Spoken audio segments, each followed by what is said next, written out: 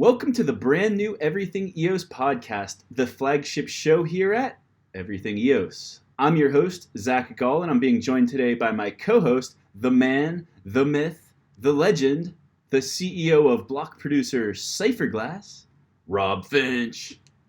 Thank you all so much for joining us for yet another episode of Everything EOS. Like Zach said, this is now the brand new Everything EOS. The folks at EOSIO Alert have been kind enough to allow us to host our show on their channel for the past few months. But now that EOSIO Alert is sort of going through a different transition, if you saw our episode on the main channel, you know what we're talking about. We will be here on this new channel. So if you're not already, if you're listening to this on the EOSIO Alert channel, please check out that link in the description or in the show notes. And come on over to the new channel where we're going to be posting all of our content, all of our updates, all things EOS over on that Everything EOS channel. We say it every time, but it's even more important this time around now that we are hosted on a new channel that you please smash that like button, go ahead and subscribe, leave a comment, let us know what you liked about the show. Maybe you can start a discussion in the comments like happens in so many different shows. So please let us know that you like it by continuing to like and subscribe. All right, and we say this every week, but we mean it even more this week. Please smash the like button, subscribe to this new channel, leave comments, because more so now than ever before, Google's algorithm has no idea that this channel exists. Suggested videos and related videos are all based on an algorithm, and we are a fresh channel now. So we especially need you guys to take the link to this new channel, new video, share it in Telegram, share it on Twitter. Like it, subscribe it, and let everyone know that we're on this new channel, because we really appreciate all of your feedback and support, and we wouldn't be anywhere without you guys. So smash that like button. Rob. Get what? The end gets on. What was that? I'm just telling our Chinese viewers to smash the like button as well. We got to include everybody, you know? When did you learn Chinese? Mandarin? Oh, I'm learning. Over the last couple of weeks. I do 90 minutes of tutoring in the morning, and then I do 90 minutes of practice at night. So I'm learning very slowly but surely. I'm sure my pronunciation isn't 100% correct. You take your block producing role seriously. Why don't you get through the disclaimer and let's get to the show? Yeah, let's do it. So as we say every time, we're talking about our opinions about open source software. And as a matter of disclosure, Zack Gall and I do hold EOS tokens. If we talk about any other platforms with tokens during the show, we'll mention it then and disclose our ownership then. But please, as we're talking about our opinions, do not take anything we say, do not take any of our opinions as any kind of legal, professional, tax, financial, or any other kind of advice. You should never listen to somebody online for what to do with your own money. So please always do your own research. And remember, these are just our opinions. All right, let's get to it. Boom, boom, boom. All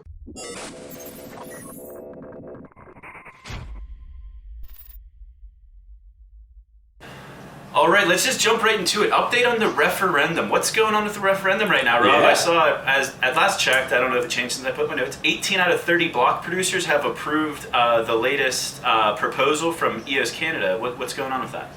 So the first piece to actually implement Referendum, the system that allows all the EOS token holders to vote on important updates and software updates and different decisions, it's almost here. The code has been done. It's just been a matter of actually implementing it on the mainnet.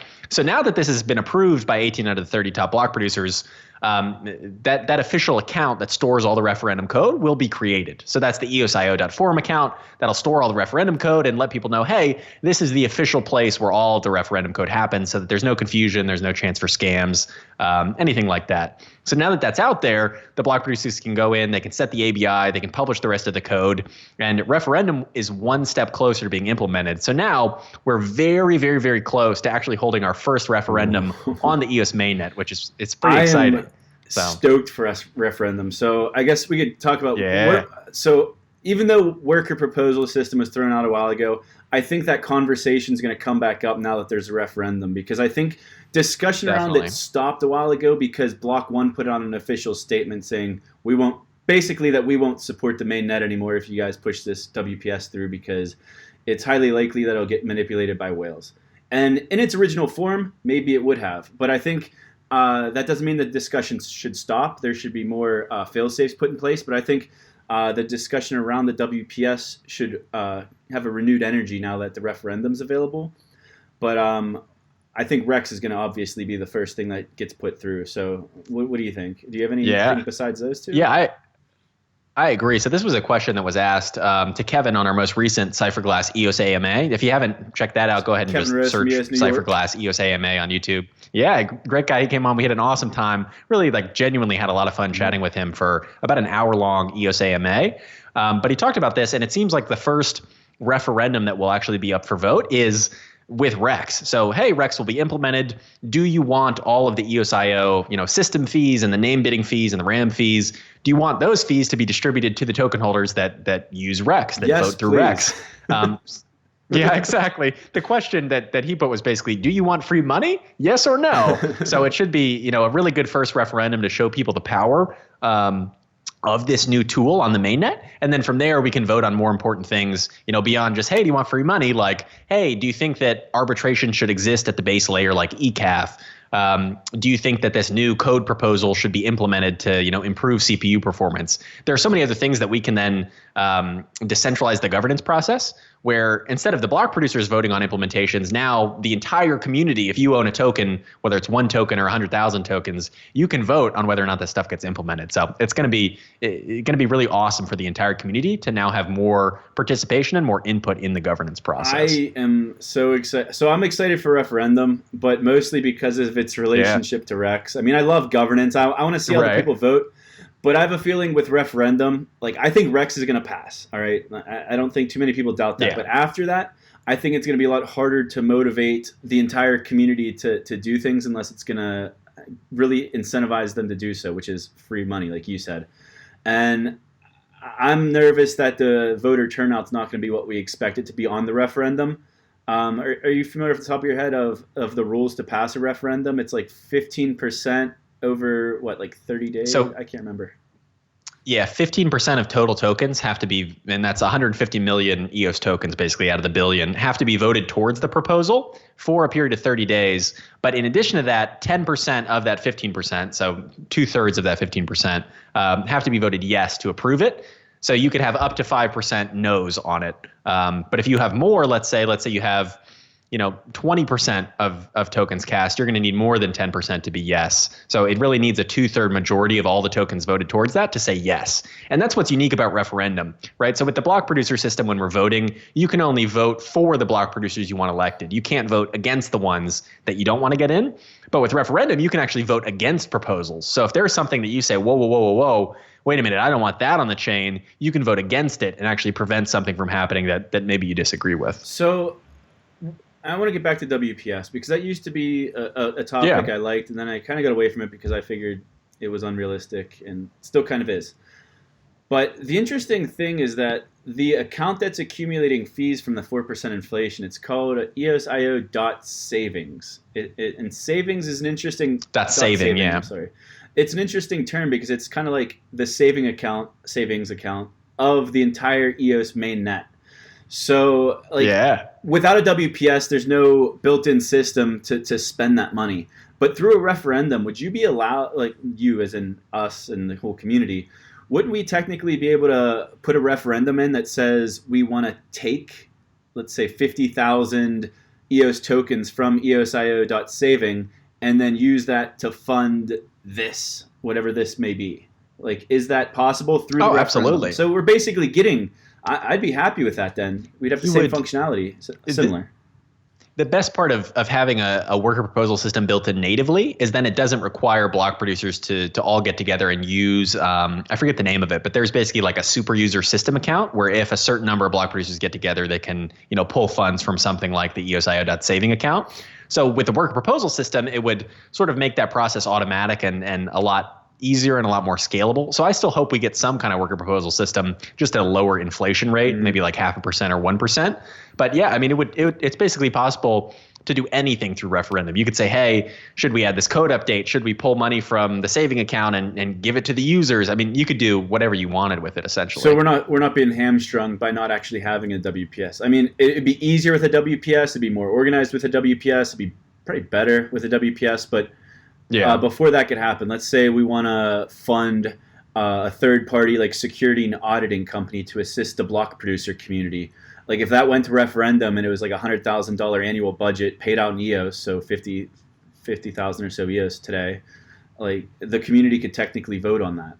But then once it's implemented, then there's like totally the follow-through process. Like that would still need to be ironed out of, okay, we funded this security company. Who is in charge? Like, what are they responsible for? Like, it's going to be complicated, but there's at least hope. And I think that's all we could ask for now. And the Rex. Rex is something we've been talking about for months. We've been talking about Referendum for months. But why don't you explain Rex to everyone, for anyone who's just joining us for the first time and maybe hasn't been following the EOSIO ecosystem as closely as we have? Yeah, so REX stands for Resource Exchange. So when you own an EOS token, you basically own 1/1000th of the CPU and the net, the bandwidth on the entire EOS network. And that's why the EOS token is so powerful, because it's kind of like virtual real estate on this giant, world computer where you own the CPU and you own the net. So what REX enables you to do is, if you're not using that CPU, if you're not sending a ton of transactions, you don't use your CPU and net very much, you can actually contribute your CPU and net to this giant resource exchange pool. And then what happens from there is that you actually are paid some kind of EOS in profit from people who are then leasing part of that bandwidth out of the pool.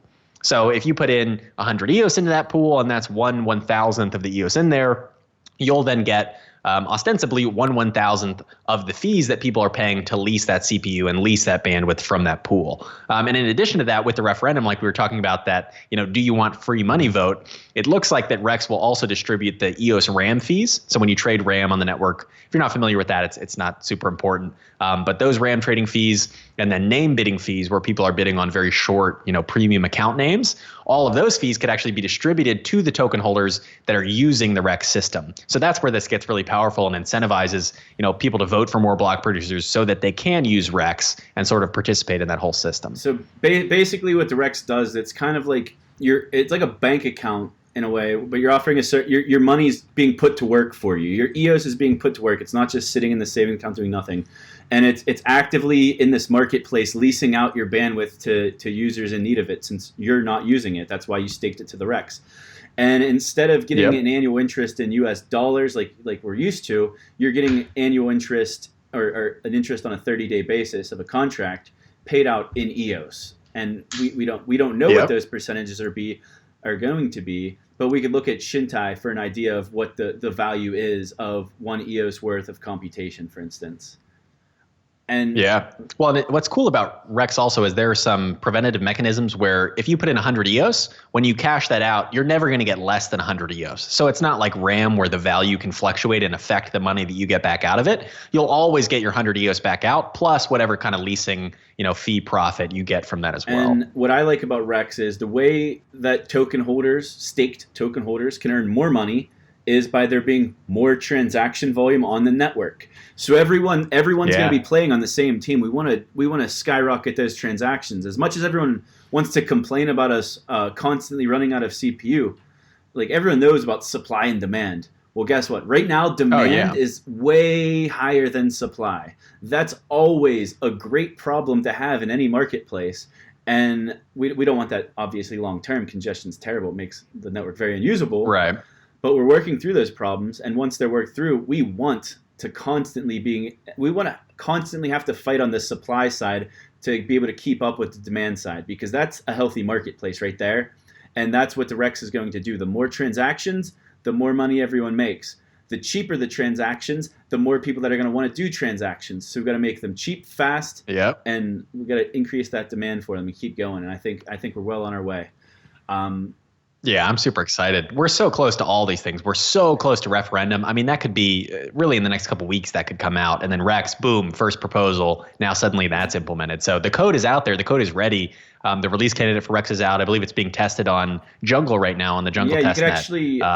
so it's all happening. Chintai, they actually put out a tweet the other day. They said REX incoming. Chintai will offer all of the normal markets plus the REX with all of the info you need to get the best rate possible. And in their tweet, they said, check out the sneak peek of the REX and the Chintai UI. And you could actually access the UI of Chintai with the REX implemented by visiting jungle.chintai.io. So I encourage everyone to check that out, because these rates are just on a testnet, so they're not accurate, but it shows you what it's going to look like. They're going to have to compete with each other. And I talked to some of the guys from Chintai, because my questions were mostly like, how does the REX and Chintai compete? And they don't necessarily have to compete. Chintai or Rex is just like a system level contract, and Chintai's kind of working on top of it and doing different things. One big difference is the Rex requires a minimum of a 30-day commitment to stake your EOS to earn dividends on it, whereas the Rex has 7, 14, 21, and 28-day contracts. So if you don't want to commit to a 30-day staking period to put into the Rex, you could also do a shorter-term lease with Chintai. The other thing I was told was that Chintai is going to be cross-chain. So you'll be able to have competing marketplaces. You could have the CPU of one chain competing with another chain to get a fair market value out of that. And it's also going to be all resources. I don't know how they're going to do it. It seems like they're working on it, but they're going to have all resources exchangeable on the Chintai exchange, including RAM. Which really... Oh, wow. So you could actually lease RAM from someone. And I don't know how it's going to be done. We'll have to have a special episode just for that. Maybe we'll bring some of the Chintai guys on. Maybe I could interview them on a different type of episode now that we'll be able to do different types of content than just me and you talking about the news. Yeah, 100%. But Chintai, they've been busy lately. So they have been making their proxy choices. So earlier in December, you want to explain like the whole proxy situation with them and like how that came to fruition? Yeah, so basically and this is sort of the whole like business model behind Chintai and the reason why they're able to charge no fees. There was a video I put out on Chintai on the Cypherglass channel where I guess my language choice was not the best, where I was trying to indicate that you could earn a small fee by using it, not that it would charge you a fee. So the platform is feeless, and part of the reason why they're able to do that is they have block producer sponsors. So when you deposit, say I lease 100 EOS into Chintai, that 100 EOS is now in the Chintai proxy, and they vote for all these different block producers. So in addition to voting for the, I think, 11 sponsors that actually sponsor and sort of financially keep Chintai up and running, they're also making selections to actually vote for a total of 30 block producers, which I think is great. And so far, and I had a little conversation with Kevin Rose about this, just saying like, whether Cypherglass is chosen or not, I think it's incredible. And even though I think we do deserve to be chosen based on what we've contributed, but whether or not we are chosen, I think the block producers they're picking are incredible. And it's good to see really high quality BPs being chosen with this huge proxy that are getting a lot of votes so that they can continue to reinvest into the network instead of that money going to people that aren't making any reinvestment at all. It's a great example of what a decentralized autonomous organization or company will look like in the future. So there's no fee-taking middleman taking your money to use Chintai. The token holders are reaping a profit, but the token holders are separate. Or not the token holders, the token stakers, I should say. They're separate. Yeah. Those payments, you're getting paid just the same as the block producers. The block producers are the ones being voted on by this proxy are the ones who either put the most sweat equity into building Chintai, or they're chosen because of other things that they've done for the community. Because I don't think all 30 of the teams they're going to select are all part of the core team that built it, right? No, they weren't. I think it was either 8 or 11 that were part of the core team that either helped build it or helped sponsor it, and then the other. I'm not familiar with all the teams off the top of my head. I know you probably don't know all of them. I'm not sure. I know EOS New York is one of the sponsors. I think EOS 42 is one. I'm not sure who the others are, to be honest. I would know it if I looked it up. I'm going to look it up. Okay. All right, so I just want to give a shout out to all of the Chintai project sponsors. This is the core team that built Chintai.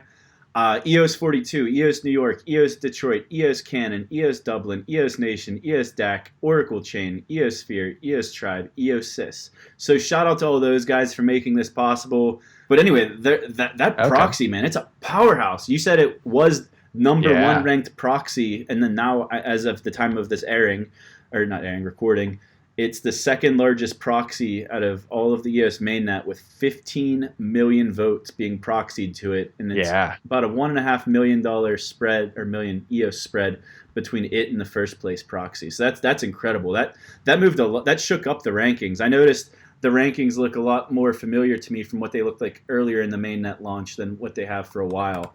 EOS Canada is back up in the top 21, actually the top 10 as of this recording. A lot of really solid teams. I was happy to see some of the teams I didn't like so much drop in the rankings. But this is a very powerful tool. It's a very great way to keep good block producers continuing to be honest, and it's a good way to disincentivize the people not being as honest. So shout out to Chintai. Shout out to Chintai Proxy. They put out a blog post, so their proxy is not just voting for people. I forgot to mention this. one of my favorite parts about how they're voting is that every single vote is being explained by a paragraph of text. Like, what did this block producer do to deserve this vote? And I guess while I'm on the topic, you mentioned it earlier. So why don't you read off the facts of everything block producers done for the community? I'm going to give you a chance to kind of I think you guys are doing a lot of stuff, but we just want to remind everyone, I guess, in case they're watching at home. Definitely, yeah. I do think we deserve a spot there because I think we've added a ton of value to the EOS ecosystem. If you look at things like our most popular things, let's say our $50,000 Ledger bounty that was filled, and now our $50,000 Trezor bounty to have EOS support on Trezor as well. We just got a submission for that from the same person, actually, from Crypto Fairy. So it looks like Trezor support for EOS will be out very soon, thanks to the initiatives we're doing. But in addition to that, obviously, we've made close to 100 videos now this year on EOS, and that number is going to continue to increase. Now that we're doing at least one per day, in 2019, we should have close to 400 videos that are just educating the EOS community on new updates. Hey, here's what Rex is. Here's what Referendum is. Here's how Chintai works. And in addition to that, in 2019, we're going to be expanding that into more formalized educational series. So you can imagine a whole tutorial series that shows you how to use Chintai, or a whole tutorial series that shows you how to use, Nudex at a centralized exchange, or hey, here's how to use Everipedia and edit a page and, make an account and do all these different things that are so necessary. But in addition to that, we built other open source tools that a lot of people used in the early days of the mainnet, like Windshield, which helped block producers monitor their infrastructure. We came out with Glass, which was a transparency tool to kind of show everybody where everybody's servers were and help them with the geographical distribution of their votes if that's the way that they want to vote. So I think we've done a lot. I think we've added a ton of value. Obviously, we're here producing the Everything EOS podcast. We would not still be able to do this if it wasn't for Cypherglass sponsoring this podcast now that we're hosted on our own channel. Yeah, Cypherglass is making all of this possible. They're paying for all of the expenses of this, the new equipment, the salary, everything is thanks to Cypherglass that we can keep this Everything EOS podcast going and continue to educate the community. So I think we're adding a ton of value, and we're also working on some other projects. In addition to that, more formal sort of educational series, we have a couple other very exciting EOS-related services, I will say, coming in 2019 as well. One of them in early 2019 should be in January. So we're out here, we're adding value. And I think we deserve that proxy vote so that we can continue to reinvest even more of our block rewards back into the mainnet, back into the EOS community. Hallelujah.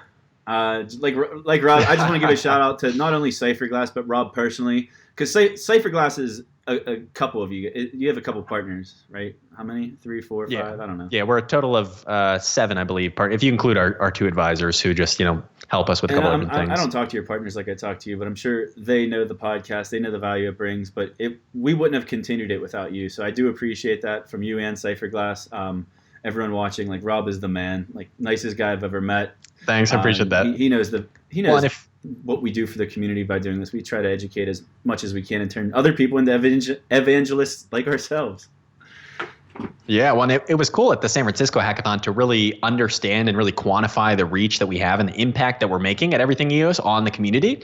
People came up to us with and basically said, hey, I got funding from EOS VC, and the only reason I applied is because I watched your podcast, and now I have funding. It's not announced yet, but I have that. Or, hey, I got a job at Block One because I watched your podcast, found out about EOS, got interested, and then applied for a job at Block One, and they're in. So when I heard that, and all these other people coming up and saying, oh, thanks so much, I got my friend into EOS because of your podcast, that just blew my mind. It was so satisfying to hear that we really are making a real impact on the space, educating people, getting people new jobs, bringing more projects into the EOS ecosystem. So there's a ton that we're doing. Our free weekly consulting calls that I do to bring projects from Ethereum to EOS. That's more of a long-term thing. Well, you'll start to see results of that very soon in 2019 as well. So we're doing a ton of stuff. We're going to keep doing it.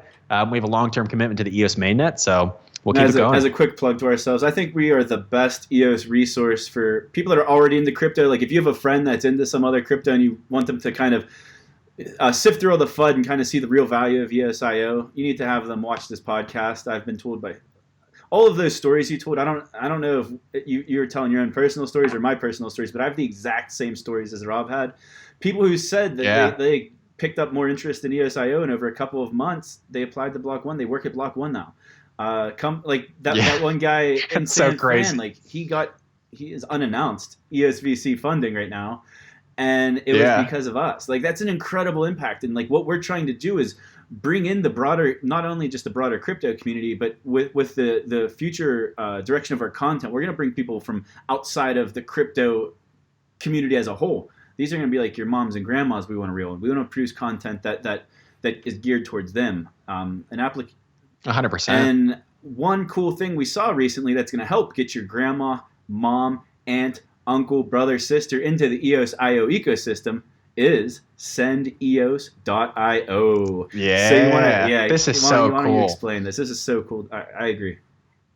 Yeah. When I found out about this, I was like, oh my God, this makes so much sense. If you've ever read Peter Thiel's book, 0 to 1, he talks about how they linked email addresses with money in the early days of PayPal. And that was really instrumental in them reaching mass adoption and reaching millions of people who then, even if you don't have a PayPal account, I can enter in your email and then you can claim that money through your email. So SendEOS is doing something very, very similar where if I want to send a friend or a family member, Christmas is coming up for a lot of people. If I want to give somebody a Christmas gift of EOS, how do you do it right now? Am I going to put it on a ledger? Am I going to say, hey, you need to set up this wallet so I can send it to you? It's all very convoluted and full of friction. But with SendEOS, I can just enter in that person's email, say, hey, I want to send you 50 EOS for Christmas. Boom, I enter in their email, and then they'll get a link to claim that money, set up an account, and go through that whole process. And then in doing so, you've brought another person into the EOS ecosystem. So what they're doing could be massive for mass adoption and making it easy to send EOS to people who don't already have EOS accounts. Yeah, so I just want to give a shout out to the Everything EOS Telegram channel. I'll plug that again. You could join it. Right now, you can still get to it directly by everythingeos.io.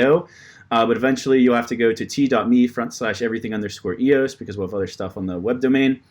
But this whole thing came up because Elam Her, I think he used to be with EOS Nation. I don't know if he still is. It got taken off his handle. But he mentioned SendEOS.io the other day.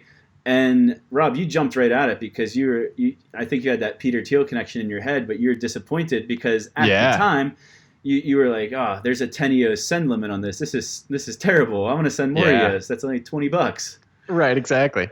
Yeah, if I want to send 1,000 EOS to somebody for a wedding gift or something, it's a big event. I should be able to do that through the service. So if I understand it correctly, they raised the limit, right? Yeah. So coincidentally, Amy Wan, who's from SageWise, who's like a dispute resolution company building on EOS or working on EOS. I don't know if they're building anything. She just randomly popped into our Telegram the next day, and I was like, Amy, we were just talking about you guys. Yeah. Like, what's up with this limit? And then she came in and she said it's because they're testing it. They don't want to get exploited. They don't want money to get lost or stolen or anything like that. And they just increased the limit to 100 EOS. And they'll probably keep increasing it as like the security is more battle tested and things like that. So 100 EOS is a good number. I don't give many people more than a $200 Christmas gift's a lot. So that's pretty substantial. But 10 was too low. So with SendEOS, what you could do is, and they have a contest actually. I don't think they put the blog post out yet. It's coming out at noon, and maybe it did come out today. But I got the notes from it. Amy gave them to me directly. It says they're doing a SendEOS holiday giveaway. If people use SendEOS, they'll automatically be entered into a contest to win 1,000 EOS and 1,000. And oh wow, and that winner is going to be announced on January 1st.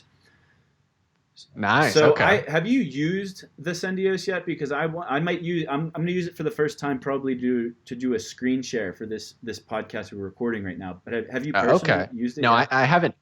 I haven't used it yet, but I will be using it on Christmas. I think my plan is to send at least a couple EOS to all my cousins. So the part of the reason I relocated recently was, I was in Pittsburgh with ICO Alert. Since I exited earlier this year, I really had no reason to continue to be there. So I'm back in my hometown. I have like 60 plus family members who live here. So I think I might give everybody, 5 EOS or something for Christmas as like, hey, here you go.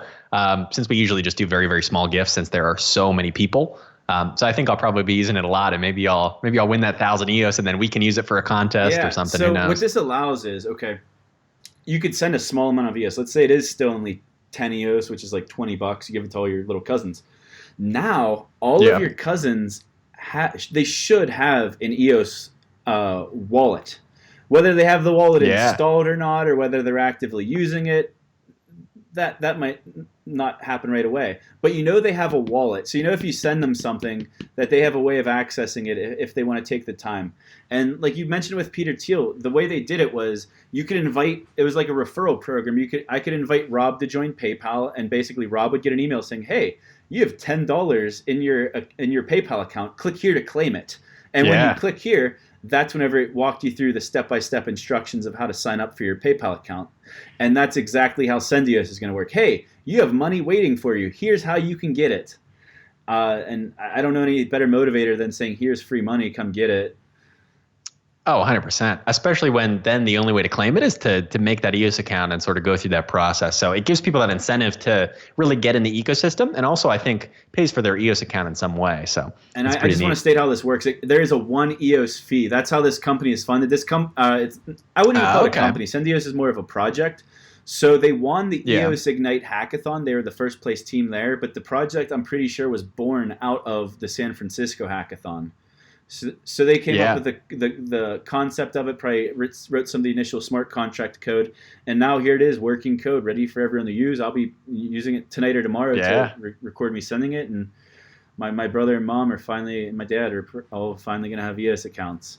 So nice, let's say awesome. Everything goes completely sour, and let's say EOS goes to 10 cents in the next year, and everyone's like, why'd you give me this EOS? Let's think next Christmas.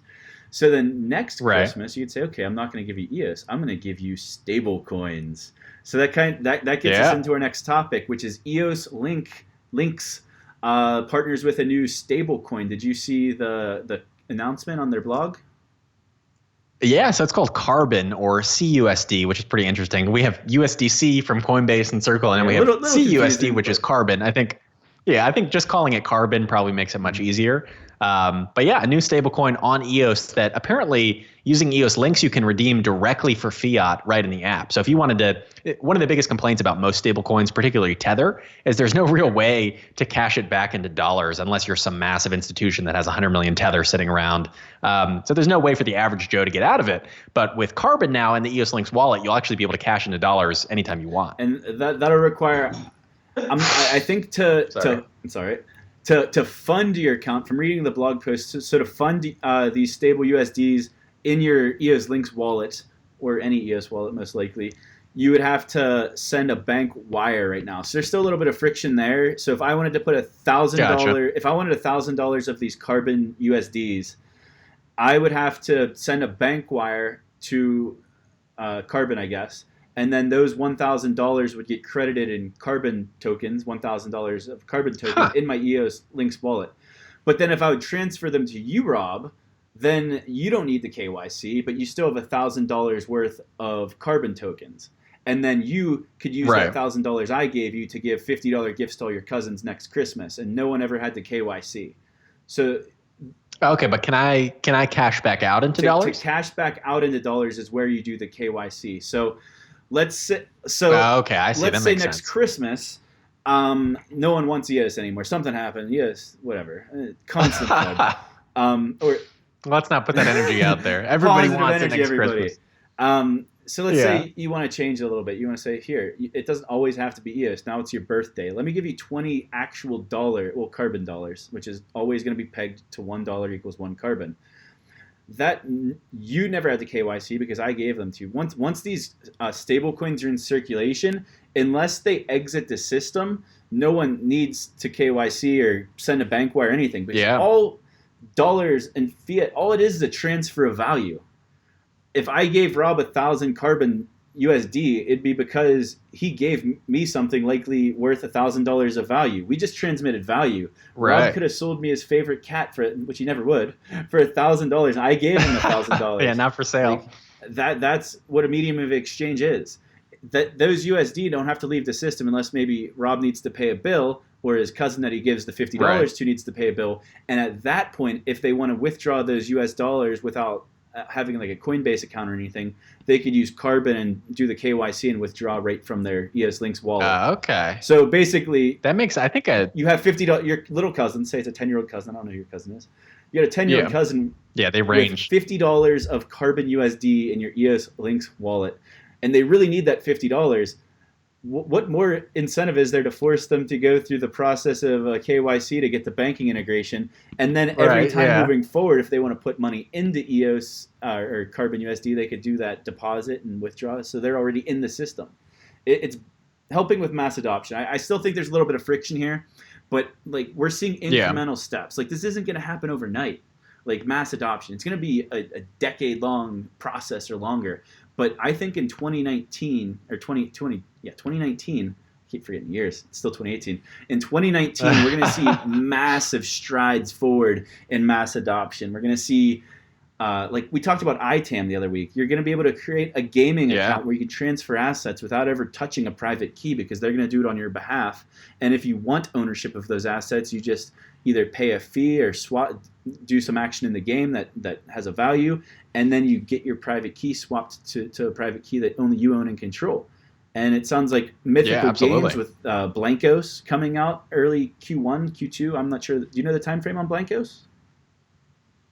All they have said is 2019. So so it's interesting with Mythical Games. They're just a company that basically helps other game developers integrate and basically have blockchain-based games with user-created economies and things like that, or player-owned economies, I should say. So Blankos is a game from another company that Mythical Games partnered with. So they could release that in early 2019 or late 2019. It doesn't really matter. But my point is they could also have other games coming out in 2019 as well, which should be pretty exciting to see. Everyone knows the key to mass adoption. The key to mass adoption is that you don't know you're using a dApp. Like I said this last week, dApp is an acceptable term for right now. But in 5 years, if we're still using the term dApp, then we're doing everything wrong. Because I don't know like what backend infrastructure Facebook uses, but I just say I'm going to Facebook. I don't say I'm going to use this service that's using this gnarly backend that they custom built. Right. Well, I've gone back and forth on this where it's like, oh, we should just call them EOS apps. But then I was thinking, well, how from a consumer perspective do you basically let somebody know, oh, this is a platform that has like a token incentive built in? And I think dApp will probably become that. Where when people hear dApp, they won't think decentralized app. They'll just think, oh, wow, that's a dApp where I can make money or where I can really own the things. It's like it's a new and improved version of an app. So I think that term still has value, but I think like a lot of other terms where, the meaning ascribed to it isn't actually the meaning of the word, I think it'll be very, very similar where we see a lot of people using the term dApp as like, oh, that's the next. I want the dApp version of Facebook. I don't want the app version because the dApp version is going to reward me and let me control my data and all the good things that, a blockchain adds. Yeah, I don't think we might use a lesser tool or application just because we know it's decentralized, we know it's built on EOS, but the general public's not going to make that big switch or jump unless it's something better than what they were previously using. So I think we just all need to be realistic with that. On to the next topic. Dan has been on fire again in Telegram. I love this. Yeah. He was quiet for a few months, I feel like, but ever since the blockchain live in London, he's been on fire. And sometimes it causes FUD, but sometimes it causes happiness. And this one was an example of causing the happiness. So we've talked about this time and time again on the show, is with all of these forks and sister chains and side chains and this chain and that chain launching, how is the value going to accrue on the main net? And there's still a lot of unanswered questions, but one of the bigger questions was, we're running into these CPU congestion issues, which they're getting fixed progressively, but they're not going to be like in perfect form for a while. Like because we're going to constantly be scaling.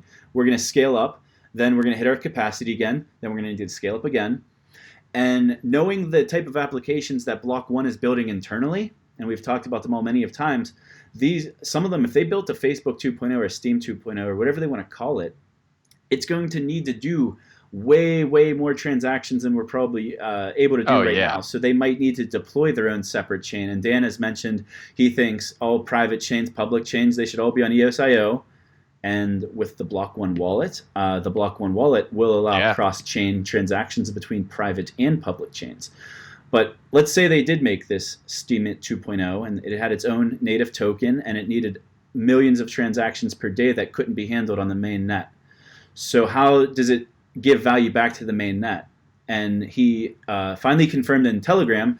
Tanish from EOS Metal asked him, Dan, could Block One deploy dApps on different EOSIO chains or just on the main net? And Dan responded straight up, if we deploy on separate chains, it'll be airdrop, which means that's how the value gets accrued to the most widely distributed token ever made.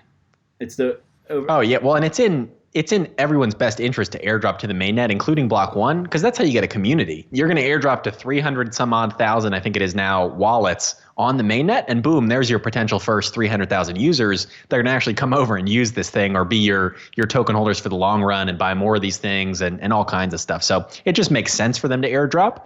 And it's exciting to finally get that confirmation that they will, because if you think about the value of the airdrop so far, it's been pretty significant for a lot of them. Even, Everpedia at a point at 5 cents, EOS Black at 25 cents, which was pretty wild. And that was a 1-to-1 airdrop. So some people made a ton of money on EOS Black, depending on when they sold it. But imagine the value of a B1 airdrop. Like when Block One says, hey, this is our new social media network, we're doing an airdrop. What? Yeah. Like imagine the value that token could potentially have, especially if that thing becomes the next Facebook and they gave it to all the EOS token holders for free. So I'm so excited about that and the potential that exists there. I can't wait. I think Q1, like we keep pointing to Q1. I give them those first 4 months of the year or 3 months of the year. I think we're going to see big things between January and March and then continuously throughout. But I think we're finally going to get at least one of the big ticket items we've been waiting for. Hopefully it's probably the wallet first. And then we're also getting the Rex. So like let's not write off the Rex as if every one of us built it. It was mostly Block One doing the heavy lifting. So that's their first feature complete product that we've all been like chomping at the bit for, and we're going to get it sooner rather than later. Followed most likely by the wallet. Man, some about this room of yours, man. You never used to sneeze like this whenever we did it at the office. I think it's the spray paint. So I just want to run through some other Danisms. They're not really related to the airdrops we just talked about, but they're talking about some of the CPU improvements with some of the recent Block One updates to the mainnet. And someone came in and complained about why is it only a 30% improvement? And then Dan jumps in. He said, when was the last time Ethereum increased anything by 50%?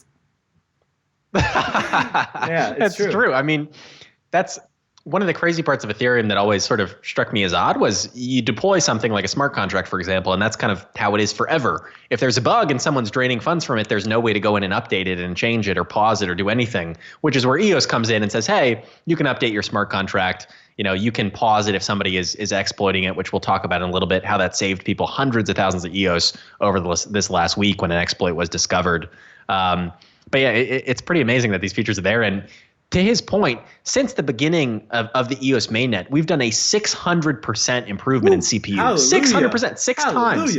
We did a 6x in CPU. So your one EOS token at the beginning now basically does 6 EOS tokens worth of CPU that it did at the early days of the mainnet. So everything is coming. All these solutions are coming. And now this is another one that on top of that 600% will do another 30 to 50% improvement compounded. So it's pretty crazy to see. And to finish off, Danisms for this week's show.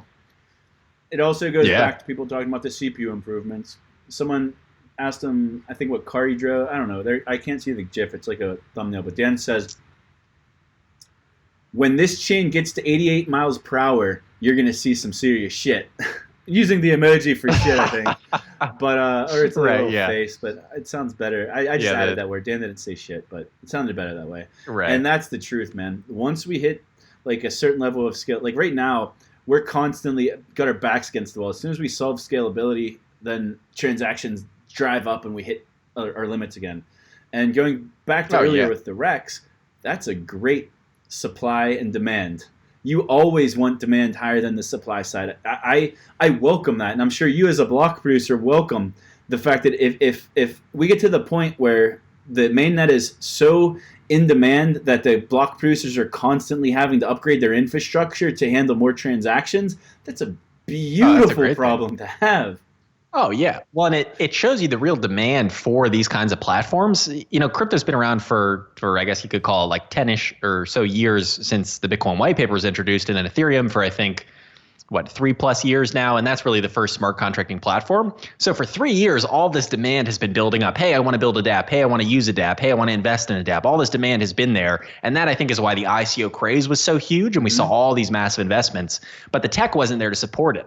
And now that the tech is finally there to support it, that demand for these dApps finally has a place to go, and it's going on to EOS. So as we bump up the limit, even if it's a 50% improvement or a 600% improvement from the beginning, that demand instantly gets filled because there's so much demand made, which is a great thing. Because if we were building this platform and did a 600% increase to CPU, and then we were fine, I would be a little worried, like, oh, maybe people don't really want dApps. Maybe there really isn't demand for this. But the fact that the demand is always there is a very, very good sign, not just for, Rex and the block producers, but for the ecosystem overall as a whole. And with all these, I think it's good because you're constant. There's all these forks launching now too.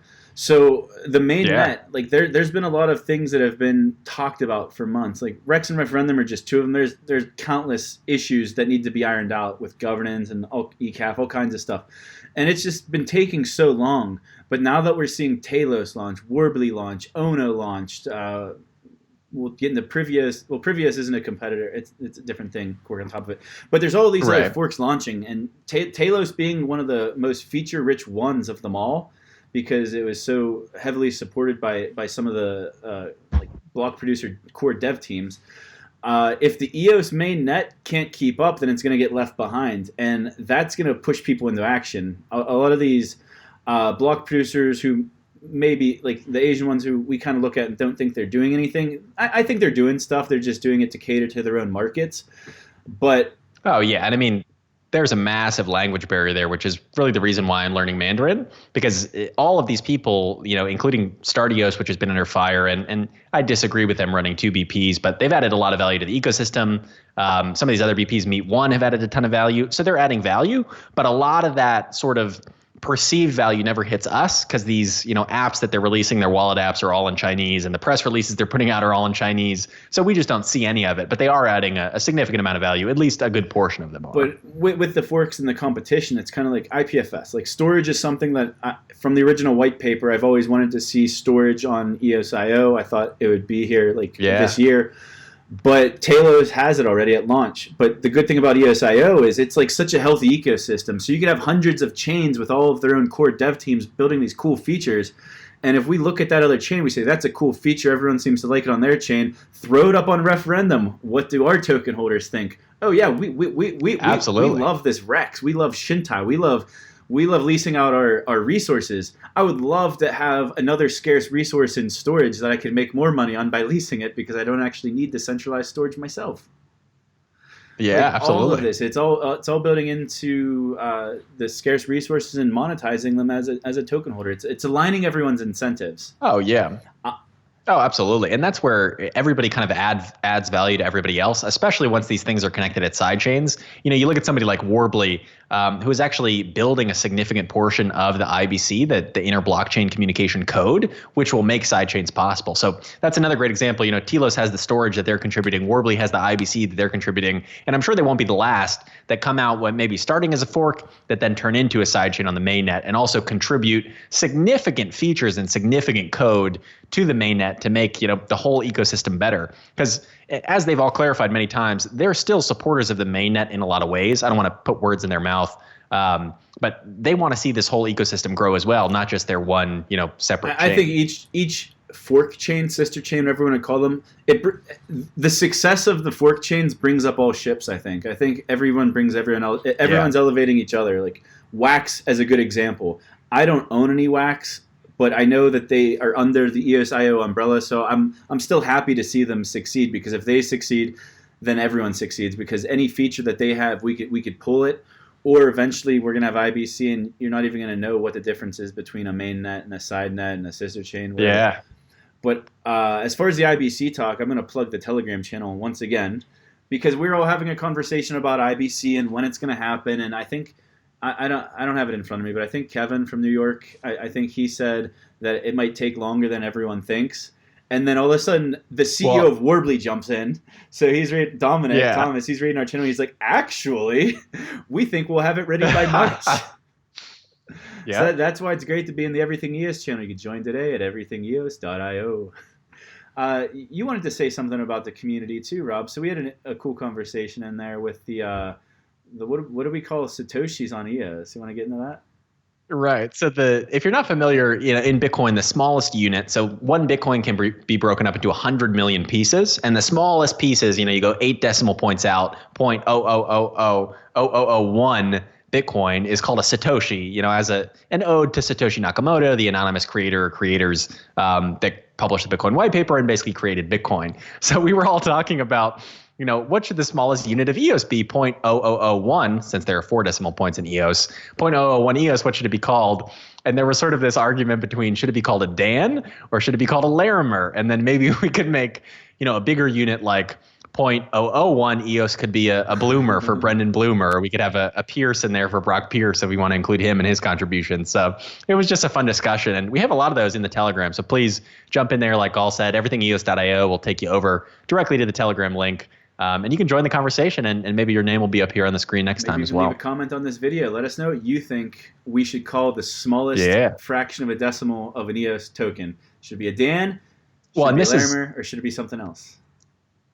Absolutely. This is a huge part of this expanded everything EOS. What we really want to do is incorporate you, the community member, more. So EOS is nothing without the community. We could have this chain that's highly scalable, but if nobody's building on it and then nobody's using the dApps that people are building, the chain is totally worthless. So when we say everything EOS, you are included in that as well. You are a significant part of that everything EOS. So we're going to be including way more comments from the show, way more discussions from our Telegram, way more feedback really into these episodes, into the other content we're producing. So if you want to be a part of everything EOS, that's the place to do it. Love it. Let's go through. So we've had all good news up until this point. Let's get to the one piece of bad news we have. So that bet dice hack. So we complain about CPU. It's constantly congested. One day out of the blue, it's just all of the CPU problems went away, and everyone's like, "Wow, CPU is great today. What's the news? What's going on?" As if there was like a system upgrade. But it was really right, exactly. Bet dice went offline for a little bit. You want to kind of explain what happened there?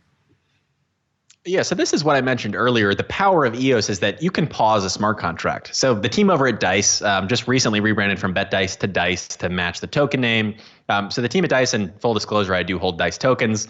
They paused their smart contract when they realized someone was exploiting their system because that allowed them to limit their losses. So they still lost about 200,000 EOS, mainly because their bankroll is so large. I think they had 1 million EOS in their bankroll. So the max bet gets pretty big, and they were able to drain a lot of funds out before they noticed it.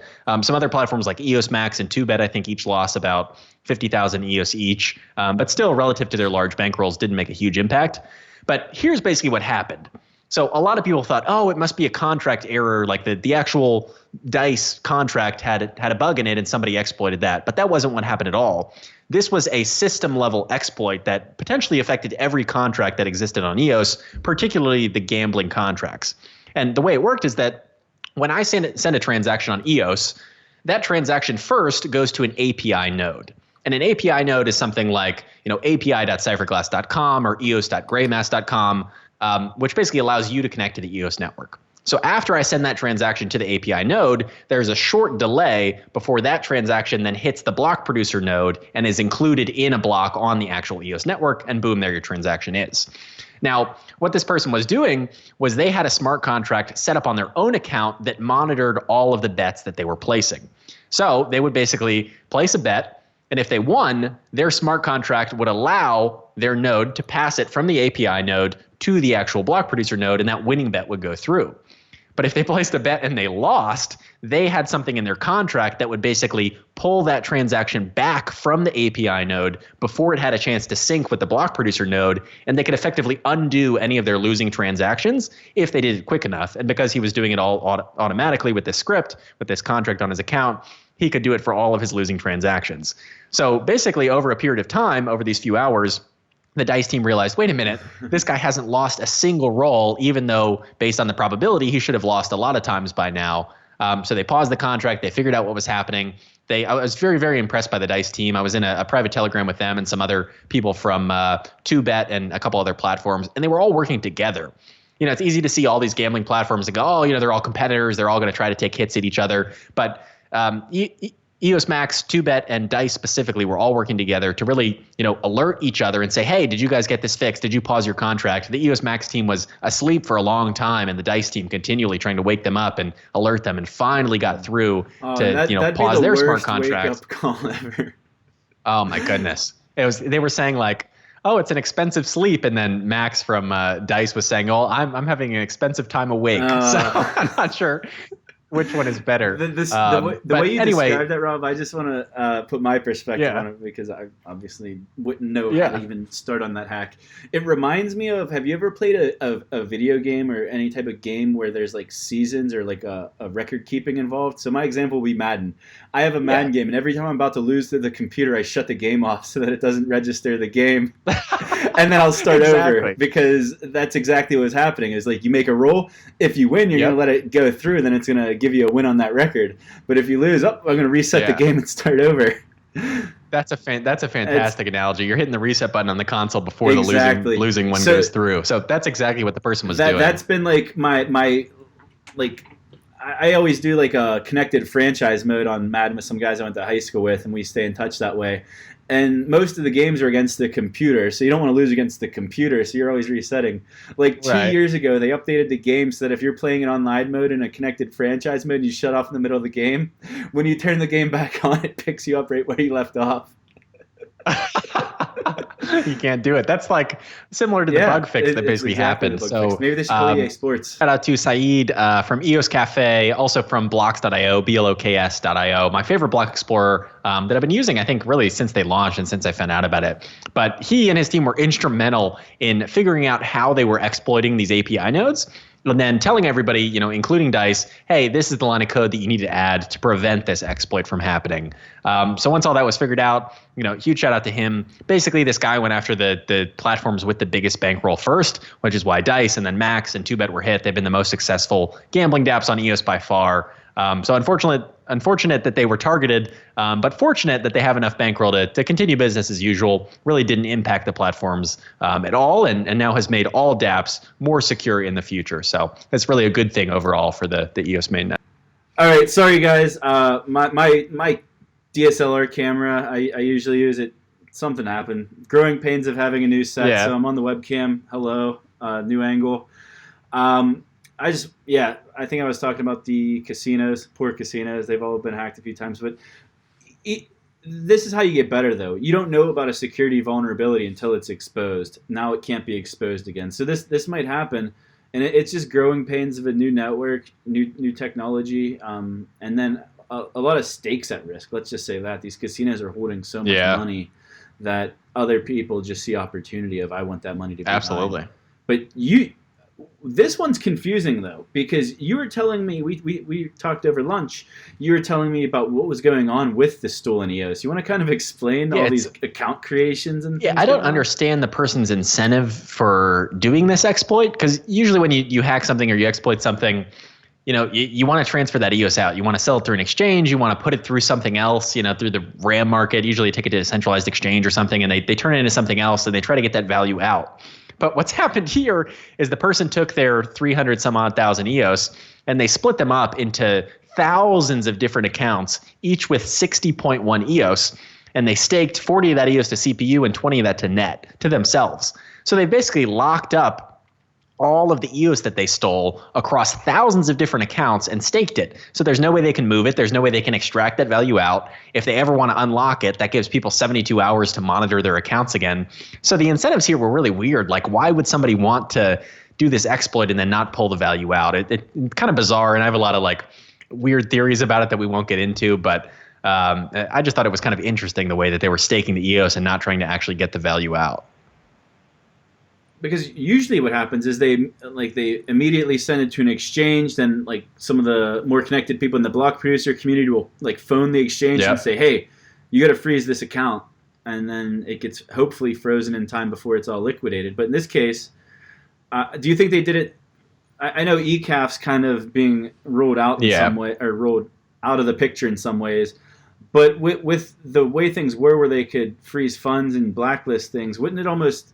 Do you think they're doing this to make it almost impossible for that ruling to even happen if they have to blacklist 60,000 accounts? Potentially. I mean, I think that's a big part of it, because that would create so many FUD headlines like EOS block producers freeze 4,000 EOS accounts, and it seems like this whole thing. But to that point, I don't think that ECAF or something like base layer arbitration where they're freezing accounts, and I think this is the general consensus among most of the other BPs I've talked to, is that that's not the right place for something like this to happen.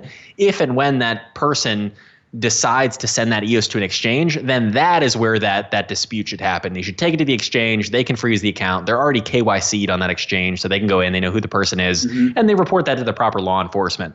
It doesn't make sense, in my opinion, to alter the entire protocol and alter the immutability of the protocol just to undo a small exploit, which really didn't impact any of these dApps in the long term, didn't impact any users. So if that's ever going to be handled, if that's ever going to be recovered, it should happen on the exchange side, not on the EOS mainnet protocol side. All right. I guess moving on. Let's get back to some good news. Scatter Desktop 10 update. Big upgrade for Scatter. Shout out to the Scatter Wallet team. Nathan James and his brother, Rami. Sorry if I messed your name up. He's active on our Telegram channel. Plug the channel again. So some bullet point updates on the latest Scatter wallet. The biggest one I saw was it has an internal way to vote for proxies, because I think that the general user of EOSIO, as we gear our way towards mass adoption, it takes a lot of time to follow all these block producers, now referendums, to know everything that's going on. I think proxying is a way to put voting in the hands of the professionals with the most stake in the network, and those are a lot of them are making these decisions. So the proxy managers, let's say, like the guys at Chintai. And with this new internal tool, it allows a 7-day recurring proxy voting. So we kind of talked about this offline. I was under the impression of, and I don't think it's in the Constitution actually, is that Dan said something a while ago about not automating the restaking of votes because there's like a vote decay over a long period of time. Is it 2 years, Rob? Yeah. I was just looking at the wrong camera. So sorry. It's okay. I was talking, it's not. I wasn't looking at. It's not really 2 years. The half-life is 1 year, so it basically gets cut in half every year. So you'd have 50% of your voting power after 1 year, then 25% of the original after a second year. So you'll never really lose all of your voting power. It'll just go down to a point where it's minuscule unless you revote, to get that power back. But with this recurring proxy voting, I believe what it will do is, let's say I proxy all of my votes to the Chintai proxy. So over the period of a year, if I never did anything and I just left it go, I don't know how the smart contract on Chintai works. Maybe it would release the proxy vote because I get my tokens back. I don't know. But if I don't repeatedly restake, I lose. Exactly. My there's really no. So I don't think anybody's using the Chintai proxy to just proxy their vote to them. It's when you're using Chintai, it sort of automatically does it for you, since the tokens go to them and then they sort of vote them on your behalf. So let's use Morio or Azure's Freedom proxy as an example. Let's say I'm staking my votes towards Morio or Freedom proxy, and Mary, I don't know how to say these things. I just read them on my. I'm just a computer. I'm just like a computer monster. I don't talk. This shows the most I talk about crypto now that I'm not at the ICO. It's all good. So I don't usually say these words out loud. For the longest time, I didn't know if it's ETH or ETH, actually. Yeah, I think people have their own opinions on that. Even with EOS, there's EOS, there's EOS. I heard somebody say EOS the other day in one of the grand finale pitches at the hackathon, and I was like, I don't know if you're going to win if you say EOS in your pitch, but that's just me. I don't know if maybe they've got a great pitch and everyone else will start calling it EOS. Right, exactly. But what this allows is it allows your beginner user, or even an advanced, any user who maybe doesn't want to restake their votes every 30 days, 7 days, however often they want to repower their votes. Maybe that's too much work for them. By using this recurring proxy voting, you probably have to run your computer, because I'm sure it maybe runs in the background to trigger some sort of transaction you whitelisted. But I do like the idea of it allows a passive voter to re-energize their votes every 7 days, so we don't get that vote decay. Have you paid much attention to the vote decay lately to see if it's still an ongoing issue? I mean, I wouldn't call it an issue. I call it more of a feature where, people need to sort of reevaluate their votes over time. I like the idea of a proxy, because when you pick a proxy, you're generally going to vote with that proxy for a while. Maybe you'll switch it out every now and then, but I think what they're doing with the 7-day thing is just a deferred transaction. So that transaction goes out at the beginning, but it's deferred for 7 days, and another one's deferred for 14 and 21, et cetera, to continue it renewing. But the decay is there. I think we're much lower in terms of the overall percent of EOS that are voted. I think it's down to like 10%. So we really need more people to vote to limit the impact that whales have and things like that. But decay is always a very real real thing, I guess we could call it, and definitely impacts the rankings a lot. Back up. You said only 10. I haven't looked at this stat in a while. Only 10% of tokens are actually voting. It's very low. So even though the majority of EOS tokens are staked. Like 50% are staked. That's what I was going to say. I always see that staked percentage number. So I'm always thinking roughly 50% in my head. But I don't actually look at how many of those are voting. So I don't know what the percentage is. It's like 80% of the total votes are not, or 80% of the total staked tokens are not. It's voting. A huge portion. Yeah. I'm trying to figure out where there's a place to see this stat. But anyway, it's a much smaller percentage than the like 55% of tokens that are staked that are actually being voted, which is pretty wild when you think about it, and then the impact that has. So if you have your token staked and you're not voting, now is a great time to do it. I mean, if it's not motivating enough, all we have to do is say, hey, there's this thing called the Rex. Do you want free money? Yeah, that'll all come in time. Like you don't even have to research block producers. Here's a list of proxies that we think are very honest and reputable. Just stake to them and then start getting your free money. 100%. And realistic expectations, it might not be a lot of money at first, but as we scale the network, as transactions become more and more and cheaper, and more people want to use them, that's when the real money might come, and it might not be right away, but over time. Well, I have faith in And speaking of wallet updates, in addition to Scatter 10, we also have our final update that was released very recently for Ledger. So like I said at the beginning, I saw that in the Telegram. Yeah, we funded that $50,000 Ledger wallet. The Trezor is coming very soon. We got a submission. It looks like it'll get approved. So once Trezor approves it, we'll be able to pay them out and get that out to everybody. But the Ledger submission, when we came out with it, everybody said, hey, I'd like to be able to use this with dApps. So Crypto Fairy, he coded it away. He released an update that will securely allow you to interact with dApps from your Ledger. And then people said, hey, we want to be able to interact with complex multi-action dApps like Chintai and like Nudex and all of these other dApps that people want to use. And now that support is there as well. So now the Ledger implementation of EOS is totally feature complete. So whether you want to stake or unstake or make a new account for somebody or use a complex multi-action dApp or delegate bandwidth, whatever you want to do, you can do it on the Ledger now. So now it's 100% feature complete. Everything you want to do, you can do there. If you have any trouble with it, hop into our Telegram at t.me/Cypherglass or the Everything EOS one at everythingeos.io, and we'll answer your questions and make sure you get it updated and set up properly. I think we're over on our time, so we're just going to fly through some of these topics. So next thing on my list, I wanted to talk about pixEOS. Yeah. And a couple people in our Telegram channel have been really high on this. They've been sharing the links. I read the blog. I have not personally yet invested in it, but I think I will. So it's just a matter of disclosure. By the time this airs, I might have a couple $100. I don't know. Rob, you seem to be a little bit more familiar than I have. Tell us about pixEOS from your understanding. Yeah, so I've done a lot of research on it. As disclosure, I do hold pixEOS tokens. I participated in their initial sale, which I believe is going on now on their website. But I spoke at length with Fred. I read their white paper, did a lot of research. It's pretty cool, and I think we've been talking about mass adoption so much. I think this is yet another game that's targeting a totally different market away from the dice games. Dice games targeting gambling, that massive proven market. This is really targeting a market of artists in a lot of ways. And what it is at its core, you could think of it as kind of the token economics of dice combined with the game Pixel Master to make a game that will have some kind of longevity, where basically if I paint over a canvas, I own those pixels. Then if you paint over my pixels, I make some money from you, plus I get a portion of the total pot. And then you can bid on, say, once the canvas is complete, we could all bid on actually owning that canvas. And this is the part of the platform that I'm really excited about. Obviously, I think the game will be super fun. People that I've talked to that aren't even in EOS, aren't even in crypto, when you explain the game and say, hey, would you play this? They go, oh, wow, yeah, that sounds cool. Like creating art with a bunch of other people, I would play that.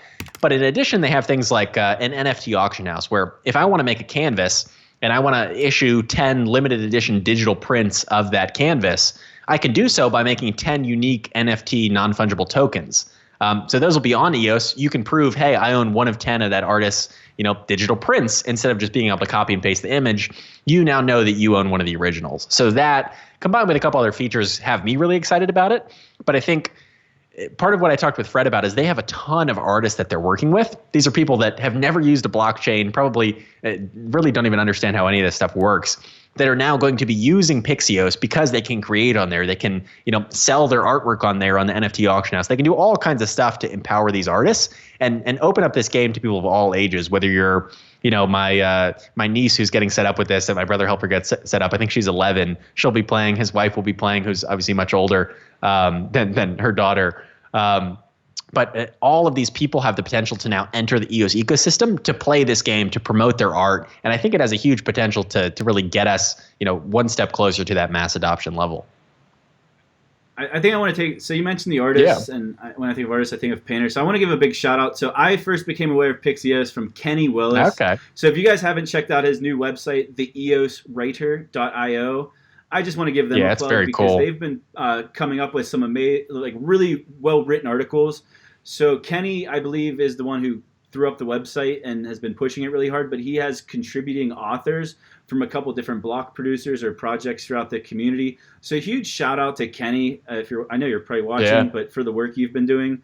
Awesome work. Love what you're doing. Thank you for bringing up pixEOS into our channel 100%. and making me aware of it personally.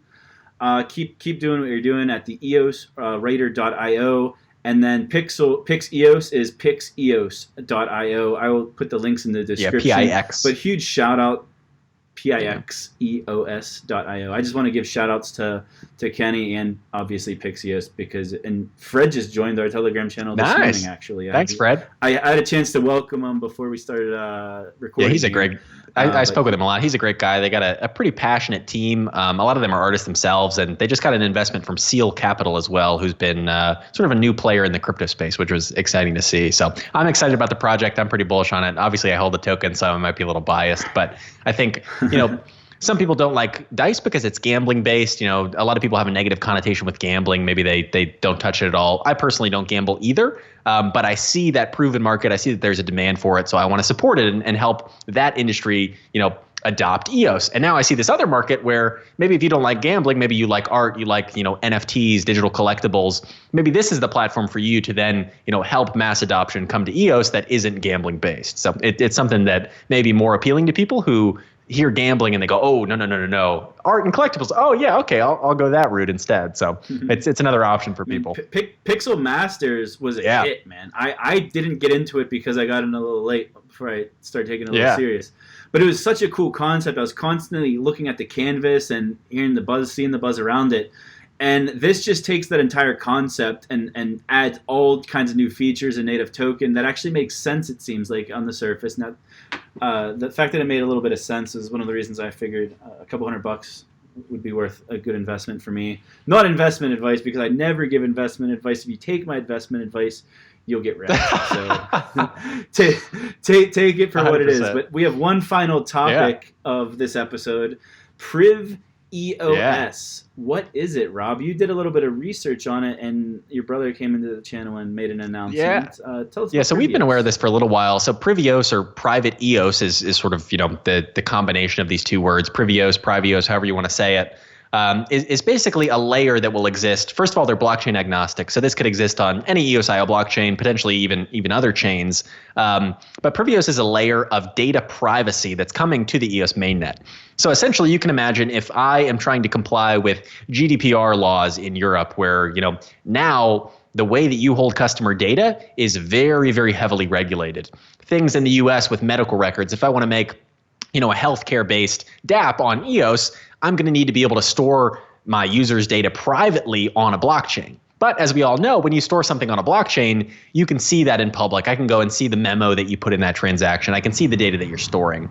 So what privEOS does is it basically allows developers to store data anonymously, to store it privately on the EOS blockchain, so that you can't just go on a block explorer and read my birth date and read all my medical information, and only the people that I grant access to it, say my doctor or whoever the person is, can then access that data.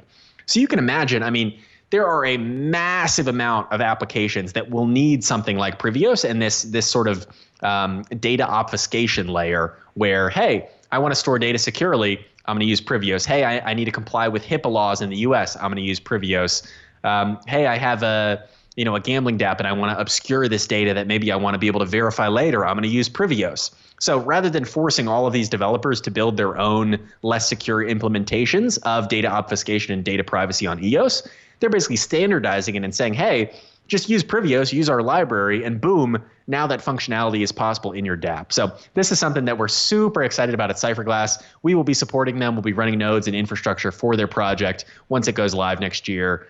So we're excited about it, and I think it's going to add a ton of value to the EOS mainnet and some of these other chains that they end up supporting as well. So I think that's a good spot to leave off. Thank you all if you've made it this far in the episode. Once again, plug the Telegram channel, and also plug to, if you can, share this on Reddit, because we are on the new YouTube channel, new iTunes channel, new SoundCloud channel. If you found us, thank you. If you made it this far, thank you. Please plug this wherever you can, because it's going to be an uphill battle for us to move our subscriber base over. But we have a really engaged community. I don't think we're going to have trouble doing it. But thank you so much for watching. Rob, you have anything else you want to throw in? Last thing I'll say, if you want to sort of impact the content that we're making on Everything EOS, we obviously have plans for some new content series. But if you say, hey, I want a series where you review dApps, or I want a series where you do this, let us know in the comments, and we'll likely make a series around that, or at least make a show around that. So you're going to impact the future of Everything EOS, and we can't wait to see what we all come up with together. Right, I think that's a good spot to leave it off. So once again, episode number 40, but number 1 on the new channel. I'm Zack Gall. Yep. And this I'm Rob Finch. is Everything EOS. Oh, yeah.